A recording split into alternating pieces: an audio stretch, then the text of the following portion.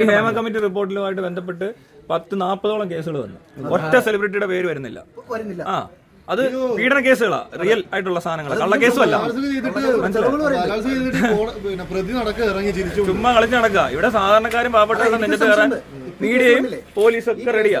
എനിക്ക് സംശയമുണ്ട്. കാരണം ഇപ്പൊ നിലവിൽ നിൽക്കുന്ന ഈ പരാതികളുടെ കേസ് പുറത്തേക്ക് വരാതിരിക്കാൻ വേണ്ടിയാണോ ഇനി എടുത്തിട്ട് നമുക്ക് അറിയില്ല. ഇല്ല, നിങ്ങളുടെ കേസ് അതിനൊന്നും എടുത്തിരുന്നല്ലോ. ചുമ്മാ ഒരു ദിവസം മീഡിയ അറ്റൻഷൻ കിട്ടിയിട്ട് അവർക്ക് കുറച്ച് പൈസ ഉണ്ടാക്കാൻ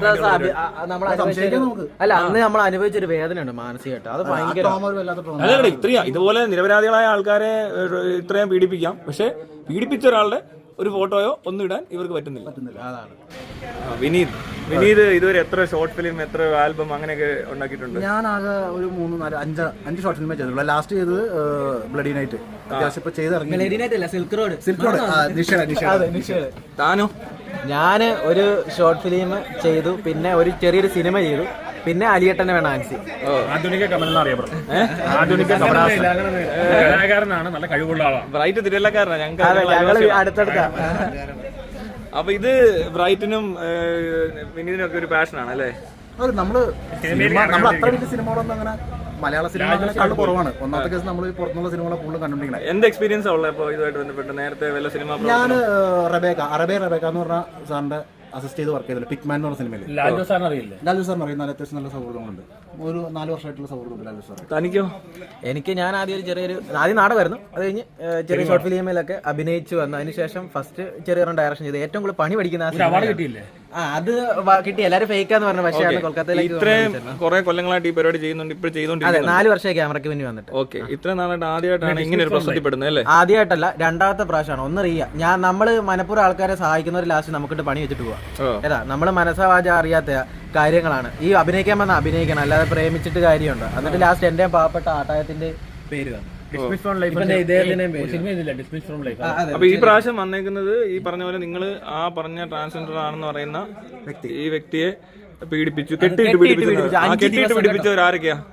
എന്റെ പേര് പിന്നെ ആദ്യം പീഡിപ്പിച്ചു. അതിനുശേഷം അവരെ കെട്ടിയിട്ട് ഞങ്ങളെ വിളിച്ചു വരുത്തിയിട്ട് അവിടെ 4-5 ദിവസം പീഡിപ്പിച്ചു എന്നൊക്കെയാണ് വന്നത്. അപ്പൊ ഓണർ വന്നു കണ്ടു. അങ്ങനെയൊക്കെയാണ് അതിന്റെ അകത്ത് രക്ഷപ്പെടുത്തിയെന്നൊക്കെ എഴുതിയേക്കുന്നത്. ഏതാ അതാണ് രസം. അതല്ല ഞാൻ പറഞ്ഞേ, ഇവര് പീഡിപ്പിച്ചു. ഞാൻ കണ്ടിട്ടില്ല.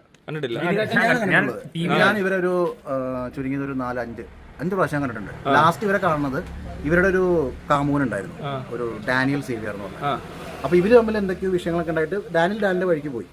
അപ്പൊ ഇവർക്ക് ജോലി വേണമെന്ന് പറഞ്ഞ് വിളിച്ചു. അപ്പൊ ഞാൻ പറഞ്ഞു, നിങ്ങൾക്ക് എന്ത് ജോലിയാണെന്ന് എനിക്ക് അറിയില്ല. കാരണം എറണാകുളം മുതൽ നഗരത്തിൽ ജോലി കിട്ടണമെങ്കിൽ ഒന്നില്ലെങ്കിൽ ഷോപ്പിംഗ് എവിടെയെങ്കിലൊക്കെ നിൽക്കാൻ പറ്റുള്ളൂ. പക്ഷെ ഇങ്ങനെ ഒരാളായതുകൊണ്ട് അങ്ങനെ ചിലപ്പോൾ സംഭവിക്കില്ല. കാരണം പലരും നമ്മൾ അംഗീകരിക്കും, ഈ നാട്ടിൽ അങ്ങനെയാണ്. അപ്പൊ ഞാൻ പറഞ്ഞു, നിങ്ങൾക്ക് എന്താണ് പേഴ്സണലി ആയിട്ട് നിങ്ങൾക്ക് കഴിവുകൾ എന്താണ്, എന്ത് സ്കില്ലാണെന്ന്. അപ്പോൾ ഒരു മേക്കപ്പ് ആർട്ടിസ്റ്റ് ആണെന്ന് പറഞ്ഞിട്ടുണ്ട്. മേക്കപ്പ് ആർട്ടിസ്റ്റ് എന്ന് പറഞ്ഞാൽ ഓക്കെ, എനിക്ക് പരിചയമുള്ള ഒരു സിനിമയിലും സീരിയലൊക്കെ വർക്ക് ചെയ്യുന്ന ഒരാളുണ്ട്. അയാളുമായിട്ട് സംസാരിച്ചിട്ട് നിങ്ങൾക്ക് അവിടെ ചോദിച്ചു നോക്കാമെന്ന് പറഞ്ഞു. അങ്ങനെ അയാൾ ഈ പറഞ്ഞ വ്യക്തിയെ വിളിച്ച് ജോലി കൊടുക്കുന്ന സമയത്ത് പുള്ളി വർക്ക് എനിക്ക് 2000 രൂപ ഒരു ദിവസം പോരാന്ന് പറയണം. അത് ഒരു പണിയില്ല, ഒന്നും ഇരിക്കുന്ന ആളാണ്. 2000 ഒരു ദിവസം 2000 രൂപ. അപ്പോൾ 5 ദിവസത്തെ വർക്കുണ്ട്, ഫുഡ് കാര്യങ്ങളൊന്നും അറിയാലോ, സിനിമയിലെ ദിവസം അങ്ങനെയാണല്ലോ, താമസം അവർ ഉൾപ്പെടെ. ഈ പറഞ്ഞ വ്യക്തിക്ക് അതൊന്നും താല്പര്യമില്ല. അത് ഇന്നലെ പിന്നെ എന്നെ വിളിക്കാൻ എന്നെ ഇങ്ങനെ ശല്യപ്പെടുത്തിക്കൊണ്ടേയിരിക്കുകയാണ്. ജോലി വേണം, എനിക്ക് വാടക കൂടെ എടുത്തു തരാമോ, എന്റെ ഗ്യാസ് തീർന്നു. ഞാൻ പറഞ്ഞു, ഇതിലൊന്നും എനിക്ക് വരാൻ കഴിയില്ല. ഞാൻ ജോലി ചെയ്യുന്ന സ്ഥലത്ത് എനിക്ക് ഇട്ടിച്ച് പോകുമ്പോൾ നമ്മൾ ഈ ഷോർട്ട് ഫിലിം ചെയ്യുന്നുള്ളൂ.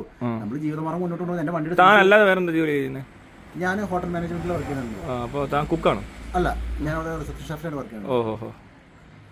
അപ്പൊ താൻ അങ്ങനെ പൈസ ഒക്കെ ഉണ്ടാക്കുന്ന വെച്ചിട്ട് ഒരു ഷോർട്ട് ഫിലിം, അതെ സിനിമയിൽ പാഷൻ നമ്മൾ ചെയ്യുന്നത്. ഒരു ഷോർട്ട് ഫിലിം എടുക്കണമെന്നുള്ള ആഗ്രഹം. റിസപ്ഷൻ ഷെഫായിട്ട് വർക്ക് ചെയ്യുന്നു, സെക്യൂരിറ്റി വർക്കിന് പോകാറുണ്ട്. ഇതൊക്കെ കിട്ടുന്ന പൈസ കൊണ്ടാണ് നമ്മൾ ഈ പറഞ്ഞത്. എനിക്ക് ഫാമിലി ഒക്കെ എങ്ങനെയാ? എന്തോ ഫാമിലി, എന്റെ അച്ഛൻ മരിച്ചായിരുന്നു ഒരു 8 മാസമായി. എന്റെ അച്ഛൻ ആയുർവേദനായിരുന്നു. അപ്പൊ ഞാൻ ആ പാരമ്പര്യ തൊഴിൽ പഠിച്ചാണ്. പക്ഷെ എനിക്ക് സിനിമയുടെ ഉള്ളത് കൊണ്ടൊന്നും ഞാൻ മുന്നോട്ട് പോയി. വീട്ടിൽ വേറെ ആർക്കുണ്ട്? വീട്ടിലുള്ള അനിയനും അമ്മയുള്ളൂ. കല്യാണം കഴിച്ചില്ലേ? ഇല്ല, മാരേജ് ഇങ്ങനെ നോക്കുന്നുണ്ട്, കാര്യങ്ങളൊക്കെ വന്നുള്ളൂ. ഓക്കെ. താനോ? എന്താ പറഞ്ഞോ? ഞാൻ എനിക്ക് 25 വയസ്സുള്ള കല്യാണത്തെ പറ്റി നമ്മൾ ചിന്തിക്കുന്നില്ല. അതെ, ഞാൻ പണ്ട് ഞാൻ കള്ളു കുടിക്കുമായിരുന്നു, സിഗരറ്റ് വലിക്കുമായിരുന്നു. പക്ഷേ ഈ ഫീൽഡിൽ വന്നപ്പോൾ ഞാൻ ഇതിനു വേണ്ടി എല്ലാം മാറ്റി വെച്ചിട്ട് വ്യക്തിയാണ്. പെണ്ണ് വിഷയത്തിൽ ഞാൻ ഇതില്ല ഒരിക്കലും. പലരും തെറ്റിദ്ധരിച്ചു, ഞാൻ എന്തോ അവളോട് അഡ്ജസ്റ്റ്മെന്റ് ചോദിച്ച രീതിയിലൊക്കെ സംസാരിച്ചു. ഇതൊക്കെ തെളിയിക്കണം. നമ്മൾ ചെയ്ത തെറ്റെന്ന് പറഞ്ഞാൽ മാന്യമായിട്ട് പെരുമാറി. ഏതാ എന്റെ പടത്തിൽ കൊച്ചു സിനിമയിൽ അഭിനയിച്ച ആൾ മഞ്ഞുമൽ ബോയ്സിന്റെ അകത്ത് സൗബിന്റെ അച്ഛനായിട്ട് സിനിമയിൽ അഭിനയിച്ചു. അങ്ങനെ നമ്മളെ ഇത് കൊണ്ട് ഒരുപാട് പേര്, ഇപ്പം പെരേര ആണെങ്കിലും, പെരേര ഉള്ളതുകൊണ്ടാണ് നമ്മളെ 10 പേര് അറിഞ്ഞത്. ഇങ്ങനെ ഒരു കേസിൽ പെടുമ്പോൾ സാധാരണക്കാരായിട്ടുള്ള ആളുകളാണ് ചെറിയ ഷോർട്ട് ഫിലിം ഒക്കെ എടുക്കുക. അപ്പോൾ ഒരു ആൾ വന്നിട്ട് പറയുകയാണ് കെട്ടിയിട്ട് പീഡിപ്പിച്ചു എന്നൊക്കെ പറയുന്നിടത്ത് നിങ്ങൾ അപ്പോൾ ആ ദിവസങ്ങളുണ്ടല്ലോ ഇപ്പം നമ്മളപ്പോൾ ആദ്യം ഇത് കേൾക്കുക അങ്ങനെ കേൾക്കുമ്പോൾ നിങ്ങൾ എവിടെയൊക്കെയാണ് ആരെയൊക്കെയാണ് സമീപിക്കുന്നത്, ആരെങ്കിലും ഹെൽപ്പ് ചെയ്യുമോ, അല്ലെങ്കിൽ ഇങ്ങനത്തെ ഒരു കേസ് വരുമ്പോൾ മൊത്തത്തിലുള്ള വീട്ടുകാരുടെ നാട്ടുകാരുടെയൊക്കെ ഇടപെടലൊക്കെ എങ്ങനെ ഉണ്ടാകും? എനിക്ക് സത്യം പറഞ്ഞാൽ എൻ്റെ അച്ഛനും അമ്മയും ഞാൻ എങ്ങനെയാണെന്ന് എന്നെ പ്രിയപ്പെട്ടവർക്ക് അറിയാം. പുറത്തുനിന്ന് 2-3 പേര് വിചാരിച്ചു. പക്ഷെ കലാകാരൻ എന്ന് ഞാൻ വലിയ കലാകാരൻ എന്ന് പറയില്ല, പക്ഷെ കലാകാരൻ എന്ന രീതിയിൽ ഈ ഫീൽഡിൽ നിൽക്കുന്ന രീതി ഏറ്റവും കൂടുതൽ എന്നെ വെറുത്തൊരു ദിവസമായിരുന്നു. സത്യം പറഞ്ഞാൽ ശരിക്കും സങ്കടം വന്നു. വിനീതേട്ടൻ അന്ന് എൻ്റെ കൂടെ ഉണ്ടായിരുന്നു. ശരിക്കും ഞങ്ങൾക്ക് വേണ്ടി സംസാരിക്കാനൊന്നും ആരും ഇല്ലായിരുന്നു. ആരും സംസാരിക്കില്ല. അന്ന് വലിയൊരു ഒറ്റപ്പെടൽ അനുഭവിച്ചു. കാരണം ന്യൂസിലെല്ലാം വന്നുകൊണ്ടിരിക്കുകയാണ്. എല്ലാ ന്യൂസിലും ആരും നമുക്ക് വേണ്ടി സംസാരിക്കാനോ അല്ലെ നമ്മളെ വാക്ക് കേൾക്കാനോ ആരും ഇല്ലാതായി. എല്ലാവർക്കും ഒരു സംശയം ഉണ്ടാവും സിനിമയാണ് എന്തുവാണ് ഷോർട്ട് ഫിലിം ആണെന്നുള്ള സിനിമ പീഡനം. അതാണ് ഈ ഹേമ കമ്മിറ്റിയുടെ വന്ന് നിൽക്കുമ്പോഴാണ് ഈ കേസ് വരുന്നത്. അപ്പൊ ഈ ആറാട്ടണ്ണൻ അലഞ്ചോസ് പെരേര എന്നെ ആർക്കും അറിയില്ല. ഞാൻ അത്ര വലിയ ആളോ കാര്യമോ ഒന്നുമല്ല, ഒരു പോലുമല്ല. ഈ ഹ്രസ്വയുദ്ധ സംവിധായകൻ എന്ന് പറഞ്ഞാണ് പേര്. ഞാൻ ഈ ഹ്രസ്വയുദ്ധ ഇത് മീഡിയയിലോട്ട് ഹൈപ്പ് അടിച്ച് കയറുന്നു, നിങ്ങൾക്ക് ബുദ്ധിമുട്ടുണ്ടാകും. ഈ രണ്ടുപേരുടെ പേര് എന്ന് പറഞ്ഞു കഴിഞ്ഞാൽ ആറാട്ടണ്ണൻ അലഞ്ചോസ് വെച്ചാൽ മാത്രമേ ഈ വാർത്തയ്ക്ക് അത് കൃത്യമായിട്ട് ഫാബ്രിക്കേറ്റഡ്. അത് എന്റെ വോയിസ് ഉണ്ട്. ആറാട്ടണ്ണനെ അലഞ്ചോസിനെ കൊടുക്കുന്ന പറഞ്ഞ അല്ല മറ്റേ ഇതുണ്ട് എന്റെ മറ്റേ അന്ന് നിരഞ്ജന ഭീഷണിപ്പെടുത്തലൊക്കെ കഴിഞ്ഞിട്ടാണോ ഈ കേസ് കൊടുക്കുന്നത്? കേസ് കൊടുക്കാൻ പറഞ്ഞു. അപ്പൊ ഇത്രയും ഫാബ്രിക്കേറ്റഡ് ആയിട്ടുള്ള സ്റ്റോറി കൊണ്ട് പോലീസിന് കൊടുക്കുന്നു. നിങ്ങളെ തന്റെ മൊഴി എടുത്തല്ലേ പോലീസ്? അപ്പൊ ഇങ്ങനത്തെ തെളിവൊക്കെ കാണിച്ചാണോ? എല്ലാം കാണിച്ചു. പോലീസിന് നല്ല ബോധ്യമുണ്ട് ഇത് കള്ളക്കേസാണ്. അപ്പൊ പോലീസുകാർ അതിനായിട്ട് മുന്നോട്ടൊന്നും ചെയ്യാനൊന്നും സ്റ്റേഷനിൽ പോയിട്ട് സെപ്റ്റംബറിൽ അങ്ങോട്ടല്ലേ സ്റ്റേഷനിൽ. അത് കഴിയുമ്പോൾ ഈ പറഞ്ഞ പാർട്ടി ഇറങ്ങി നടന്ന് മീഡിയകളിൽ യൂട്യൂബ് ചാനൽ തുടങ്ങി. സുഹൃത്തുക്കളെ എനിക്കൊരു കാര്യം പറയാനുണ്ടെന്ന് പറഞ്ഞിട്ട് ഇങ്ങനെ കർട്ടൻ കണ്ടിട്ട് ഇരുട്ടത്ത് വന്നിട്ട് ഇവര് കുറെ സംഭവങ്ങൾ ചെയ്യുന്നുണ്ട്. ഇനിയും വന്നു കഴിഞ്ഞാൽ ഞങ്ങള് ഇപ്പം തന്നെ മാന്യമായിട്ട് വെളിയിൽ ഇറങ്ങി നടക്കുക. നിയമത്തിനെ കോടതി എല്ലാരെയും പറ്റിച്ചിട്ട് ഇങ്ങനെ മാന്യമായിട്ട് ഒരാളെ മാത്രമല്ല വേറെ ആൾക്കാരെ ഇതേപോലെ തന്നെ ട്രാപ്പ് ചെയ്യാൻ ശ്രമിച്ചിട്ടുണ്ട്. അതിന്റെ തെളിവുണ്ട്, എല്ലാ തെളിവുകളും ഉണ്ട്. ഇത്രയും കൊടുത്തു, ഇവരെ പീഡിപ്പിച്ചു എന്ന് പറയുന്നത്. നിങ്ങൾക്ക് മറ്റ് ട്രാൻസ്ജെൻഡർ കമ്മ്യൂണിറ്റി ആയിട്ട് എന്തെങ്കിലും കണക്ഷൻ ഉണ്ടോ? എനിക്ക് എന്റെ കൂടെ നാടകത്തിൽ അഭിനയിച്ച ട്രാൻസ്ജെൻഡേഴ്സിനൊക്കെ അവരുടെ കമ്മ്യൂണിറ്റിയിലുള്ള ആളാണ്. ഞാൻ എന്റെ സുഹൃത്തുക്കൾ 2-3 പേരുണ്ട് ട്രാൻസ് കമ്മ്യൂണിറ്റി. അവരോട് അന്വേഷിച്ചിട്ട് ആർക്കും അറിയത്തില്ല. പക്ഷെ ഞാനും അന്വേഷിച്ചാണ് കേട്ടോ. എനിക്ക് ഒരുപാട് ഫ്രണ്ട്സ് ഉണ്ട്, ആരും അറിയാന്ന് പറഞ്ഞിട്ടില്ല. ആക്ടിവിസ്റ്റുകളൊക്കെ ഉണ്ട്, അവർക്ക് ഇവരെ അറിയത്തില്ല. ആണുങ്ങളെ വിളിച്ചിട്ട് ഫോൺ ചെയ്യുക, പെണ്ണാന്ന് പറഞ്ഞ് ഫോൺ ചെയ്തിട്ട് സംസാരിച്ച് പരിപാടി. ഇവരുടെ ഒരു ഫോൺ നമ്പർ ഉണ്ട്. ഇതിനകത്ത് ആൾമാറാട്ടം പോലെ തോന്നുന്നുണ്ടോ? അതെ, ഇവര് ശസ്ത്രക്രിയ ചെയ്തില്ല എന്നാണ് ശാരീരികപരമായിട്ട് ഇടപെട്ട വീഡിയോ കോൾ ചെയ്ത് ഈ സംഭവങ്ങൾ കാണിച്ച് നേരിട്ട് ചെന്ന് ഇച്ചിരി സെക്സ് ഒക്കെ ചെയ്ത ഒരാൾ തന്നെ പറഞ്ഞു. അയാള് പറഞ്ഞു ഇതൊന്നും ചെയ്തിട്ടില്ല. അതുപോലെ അത് ചെയ്താലും ട്രാൻസ് തന്നെയാണ്, അവർക്ക് അതിന് പൈസ ഇല്ലാത്തതുകൊണ്ടായിരിക്കാം. പക്ഷെ ഞാൻ ചോദിച്ചതല്ല, ഇവർ ഈ ട്രാൻസ് വേഷം ധരിച്ച് അല്ലെങ്കിൽ ഇങ്ങനെ ട്രാൻസ് ആണെന്ന് പറഞ്ഞ് ട്രാൻസ് കമ്മ്യൂണിറ്റി മൊത്തത്തിൽ അവര് അപമാനിക്കുന്നുണ്ട്. മറ്റേ ട്രാൻസിനെ പോലെ ഞാൻ വന്ന് വഴിവെക്കി നിൽക്കുന്നില്ല, ഞാൻ അന്തസ്സായിട്ട് ജീവിക്കുന്നത് എന്ന് പറയുന്നത് ട്രാൻസ് കമ്മ്യൂണിറ്റിക്ക് ഒരു ദോഷം ഉണ്ടാക്കാൻ സാധ്യതയുള്ള പറഞ്ഞു. അങ്ങനെ പറഞ്ഞു, മറ്റേ ട്രാൻസിനെ പോലെയല്ല ഞാൻ വഴിയിലൊന്നും പോയി നിൽക്കാറില്ല, അന്തസ്സായിട്ട് ജീവിക്കുന്ന പറയുന്ന ഓഡിയോ കോൾ എന്റെ കിടപ്പുണ്ട്. അതിന്റെ തെളിവ് അതല്ല ഞാൻ പറഞ്ഞത്. ഇവരിപ്പോ ശരിക്കും ഒരു അങ്ങനത്തെ ഒരു ഐഡന്റിറ്റി ഇവർക്ക് എന്താ പറയാ, ഇവരൊരു ജെൻഡർ അതല്ല, ഇവർ ആണായിട്ട് നിന്നുകൊണ്ട് പറ്റിക്കുന്ന പോലെ തോന്നിയിട്ടുണ്ടോ? അങ്ങനെ തോന്നിയിട്ടുണ്ട്. കാരണം ഇത്ര ക്രിമിനൽ ആയിട്ടുള്ള ഒരാൾക്ക് ഇങ്ങനെയൊക്കെ ചെയ്യാൻ പറ്റും. ട്രാൻസ് ആൾക്കാർ അങ്ങനെ ചെയ്യണമെന്ന് ഒരിക്കലും മെട്രോയിലൊക്കെ എന്ത് നന്നായിട്ട് ജോലി സെക്സ് വർക്ക് ചെയ്താലും അതിനൊരു ഇത് ആൾക്കാരെ പറ്റിക്കാൻ വേണ്ടിട്ട് ഇറങ്ങിയിരിക്കുന്ന ട്രാൻസ് ആണെന്ന് പറഞ്ഞു. വെള്ളന്റെ കാശ് ഇങ്ങനെ പിടിച്ച് ഭീഷണിപ്പെടുത്തുക. ഇവർ ആദ്യം പരിചയപ്പെടുക. ഇവരുടെ മോട്ടോ പ്രിൻസിപ്പൽ എന്ന് പറഞ്ഞാൽ ഇവരുടെ രീതി എന്ന് പറഞ്ഞാൽ പെണ്ണ് കേസ് വരും, അപ്പോൾ എല്ലാവരും പേടിക്കും. അത് മാത്രമല്ല ഒരു ട്രാൻസ് ആണ്. നിങ്ങൾ അല്ല, എന്റെ കമന്റ്സിലൊക്കെ വന്നിട്ട് ഞാൻ അയാളെ മാനസികമായിട്ട് പീഡിപ്പിച്ചു, ഞാൻ എനിക്കെതിരെ പരാതി കൊടുക്കാൻ പോവാണ് എന്നൊക്കെ വരുന്നുണ്ട്. ഞാൻ ആറാട്ടനെ സപ്പോർട്ട് ചെയ്തു. ഇവർ ആരൊക്കെ ഇവർക്കെതിരെ പറയുന്ന ആൾക്കാരെ സപ്പോർട്ട് ചെയ്യുന്ന അവരെ പീഡന കേസപ്പെടുത്തുക. എന്റെ പേര് അങ്ങനെ വന്നത്. അതിനുശേഷം ഓപ്പറേഷൻ ചെയ്തതാണ്. രണ്ടാമത് അവർ നേരിട്ടുണ്ടോ? ഇല്ല. ഞാൻ കണ്ടിട്ടില്ല, ആറാട്ടനെ കണ്ടിട്ടില്ല, പെരേനെ കണ്ടിട്ടില്ല, അഭിലാഷിനെ കണ്ടിട്ടില്ല, ബ്രൈറ്റിനെ കണ്ടിട്ടില്ല. ഇല്ല. ഇവിടെ എല്ലാം പേര് വെച്ച് മീഡിയ ഉടനെ ഒരു ആൾ വന്ന് എന്തോ പറയുന്നു, ഉടനെ നിങ്ങളെല്ലാം പീഡന കേസിൽ പ്രതിയാക്കി ഫോട്ടോ അടക്കം പ്രചരിപ്പിക്കുന്നു. ഇത് വളരെ എന്താ പറയാ, ഇത് ഈ ചാനലുകൾക്കെതിരെ കേസ് കൊടുക്കേണ്ട ആവശ്യമുണ്ട്. കാരണം കള്ളവാർത്തകൾ ഒത്തിരി വിടുന്നുണ്ട്. എനിക്കും വേണേ കൊടുക്കാം, ആറാട്ടന് കൊടുക്കാം. കാരണം എന്റെ വാർത്തകൾ കള്ളമാണ്. തീർച്ചയായിട്ടും. കാരണം ഞാൻ എന്നെ വീട്ടിൽ നിന്ന് അറസ്റ്റ് ചെയ്തെന്ന്. അവിടെ അറസ്റ്റ് നടന്നിട്ടില്ല, ഞാൻ പോലീസ് സ്റ്റേഷൻ ചെല്ലുക. എന്റെയിലും അതിന്റെ തെളിവൊക്കെ ഇരിപ്പുണ്ട്. പോലീസുകാരനെ വിളിക്കുന്നതും ഞാൻ അവിടെ നിന്ന് സംസാരിക്കുന്നതൊക്കെ. അപ്പൊ പോലീസുകാരൻ പറയുന്നത് നീ വാർത്താ മാധ്യമങ്ങളെ വിശ്വസിക്കണ്ട, അവരങ്ങനെ പലതും പറയുമെന്നൊക്കെ. പക്ഷെ അയാൾക്ക് ഒരു പരാതി ഇല്ലതാണ്. അന്ന് ചേട്ടൻ പറഞ്ഞൊരു കാര്യമുണ്ട്. അന്ന് ചേട്ടൻ പറഞ്ഞൊരു കാര്യമുണ്ട്. ശരിക്കും പറഞ്ഞാൽ ഞാനത് അനുഭവിച്ചറിഞ്ഞു. അതായത് മാധ്യമങ്ങൾ ചോദിക്കുന്ന സമയത്ത് നമ്മൾ അധികം സംസാരിക്കരുത്. കാരണം അവര് നമുക്ക് വേണ്ടത് അവരിടത്തില്ല. കൃത്യം കാര്യം മാത്രമേ കേരള സ്റ്റോറി ചോദിക്കും. ആവശ്യമില്ലാത്ത ഇപ്പൊ ഈ കഴിഞ്ഞ ദിവസം ഈ 2 ദിവസം മുമ്പുള്ള വാർത്തയാണത് ലൈവ് വന്നത്. അത് പോട്ടെ, ഇവര് തിരുത്തത്തുമില്ല. നമ്മളിത് തെളിവോടുകൂടി പറഞ്ഞാൽ പോലും ഇവര് തിരുത്തത്തില്ല. അത് ആവശ്യമില്ല. ഞങ്ങൾ വേറെ ഒരു കാര്യം കേൾക്കണം. ഞങ്ങൾ ഈ 24-ന്റെ ആൾക്കാരെ വിളിച്ചിരുന്നു. ഇവര് വാർത്ത അപ്പൊ നിങ്ങളെ കളിയാക്കിയല്ലേ? അതിന്റെ റെക്കോർഡ് എന്റെ ഇവിടെ കിടപ്പുണ്ട്. സ്മാർട്ട് പിക്ചർ പറഞ്ഞാൽ നിങ്ങൾ കേസ് കൊടുത്തോ, ഞങ്ങൾ നോക്കിക്കോളാന്ന് പറഞ്ഞു. ഒന്ന് ആലോചിച്ചു, ഒരു മനുഷ്യന്റെ ജീവിതം വെച്ചിട്ടല്ലേ ഇവർ ഈ മാധ്യമം നടന്നത്. അതായത് ഇപ്പൊ ഒരു എന്താ പറയാ, ബലാത്സംഗ കേസ് പ്രതിയാക്കുക എന്ന് പറയുന്നത് ചെറിയ കാര്യമല്ല. അല്ലല്ല, അത് ഭയങ്കരമായ ഹ്യൂമൻ എവിടൊക്കെ സ്പ്രെഡ് ആയി, എല്ലാരും കണ്ടു. ഇന്ത്യക്ക് വെളിയിൽ വരെ പോയി. എല്ലാ ആ എഫ്ഐആറിനകത്ത്. പക്ഷേ അവരുടെ പരാതിക്കകത്ത് എഴുതി വെച്ചേക്കുന്നത് ഞാനും കണ്ടതാ. അതിനകത്ത് ഈ ആറാട്ടണ്ണനൊന്നും കണ്ടിട്ടുള്ളതായിട്ടോ ഏതോ ഗ്രൂപ്പിൽ എന്തോ പറഞ്ഞു എന്നൊക്കെ പറഞ്ഞുള്ള പരാതിയാ കണ്ടത്. അതായത് സന്തോഷ് വർക്കിക്കും അലൻ ജോസിനും വഴങ്ങണം എന്നൊക്കെ പറഞ്ഞിട്ട് ഇത്ര ചോദ്യമുള്ളൂ. ഈ ഫേമസ് ആയ ആൾക്കാരെ ലുലുവിന്റെ അവിടെ വെച്ച് കണ്ടു എന്നാണ് പറയുന്നത്. ഇത്രയും സറൗണ്ട് ക്യാമറ ഉള്ള ഏരിയയിൽ ഇവർ എന്തുകൊണ്ട് തെളിവെടുത്തില്ല? എന്തുകൊണ്ട് ഇവർ ആ വന്ന ദിവസം പറഞ്ഞു ഇവർ തെളിവെടുത്തു? ഒരു ഫോട്ടോ എങ്ങനെയാണ് വിനീതേട്ടന്റെ ഒറ്റ ഫോട്ടോ അവിടെ നിന്നൊക്കെ വേണം കിട്ടും, ഇപ്പോഴാണെങ്കിലും കിട്ടും. പിന്നെ ഇവരുടെ കയ്യിൽ ആകെയുള്ളത് എന്റെ ഒരു ഫേസ്ബുക്കിൽ കിടന്ന പഴയ വാട്സാപ്പിലുള്ള എന്റെ ഒരു പുതിയൊക്കെ കൊടുത്തൊരു ഫോട്ടോ. എന്തുകൊണ്ട് അവർക്ക് എന്റെ പുതിയ ഫോട്ടോ ഇല്ലാണ്ട് പോയി? ഞാൻ ഇവരുടെ ചാറ്റിംഗ് ഉണ്ടെങ്കിൽ ഇവർക്ക് കൊടുക്കൂലേ നമ്മൾ ഫോട്ടോ? ഇവർ ഓരോ ചാനലും കയറി ഓരോന്നാ പറയുന്നത്. ആണല്ലേ?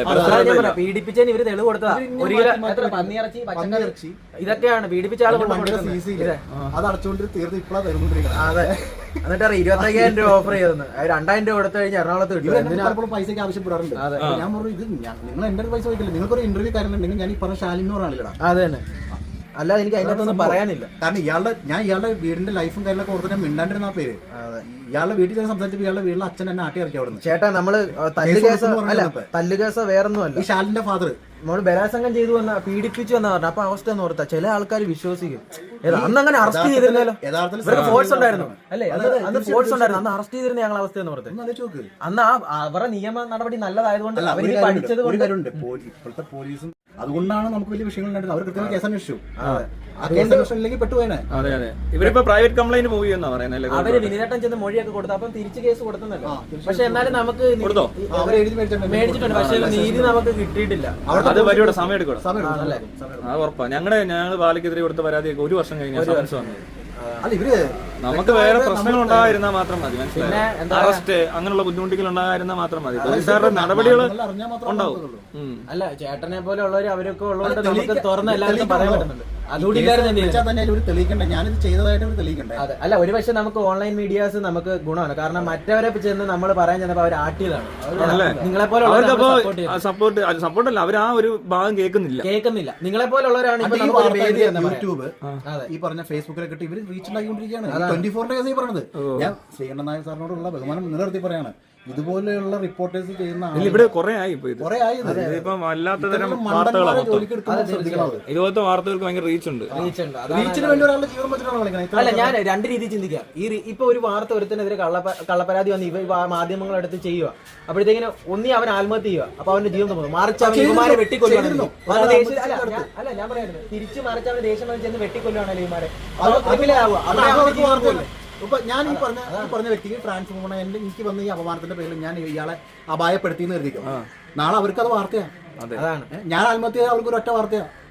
വാർത്ത ഉണ്ടാക്കാൻ വേണ്ടി മാത്രം പറയാം. അതാ ഞാൻ പറയാം, ഒരു മാധ്യമങ്ങൾ ആർക്കും നീതി മേടിച്ചു കൊടുത്തിട്ടില്ല. എല്ലാവർക്കും കരി വാരി തേക്കണം. അവരെ സ്വന്തം കുടുംബത്തിൽ കുറച്ചൊക്കെ എനിക്ക് വിശ്വാസമുള്ള നിയമത്തിലും ഈ പറഞ്ഞ പോലെ കാര്യങ്ങളൊക്കെ ഉള്ളൂ.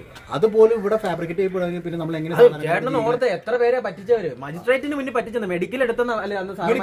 മെഡിക്കൽ എടുത്ത് ഇങ്ങനെ സംഭവമില്ല. ഈ ബ്രസ്റ്റിൽ കടിച്ചെന്ന് പറഞ്ഞു. ഈ പാടൊക്കെ എന്നിട്ട് ബൈക്ക് പാർക്കോടെ കിട്ടുന്നുണ്ട്. ഈ എന്റെ കൂടെ നടക്കുവോ? ഈ സംഭവമൊക്കെ ഉണ്ടായ ശേഷം പരിചയപ്പെടുന്നു. ഏപ്രിൽ 12-ന് പീഡിപ്പിച്ചെന്ന് പറയുന്നത് 14 പരിചയപ്പെടുന്നു. ടിസ്റ്റ് സിനിമ പോലെ ഇല്ല. ഇവരെന്ത് ഇങ്ങനെയൊക്കെ കഥ പറയുന്നത്? അവർ ഇലുമിനാറ്റി ആണോ അതോ ഞാനാണോ ഇലുമിനാറ്റി?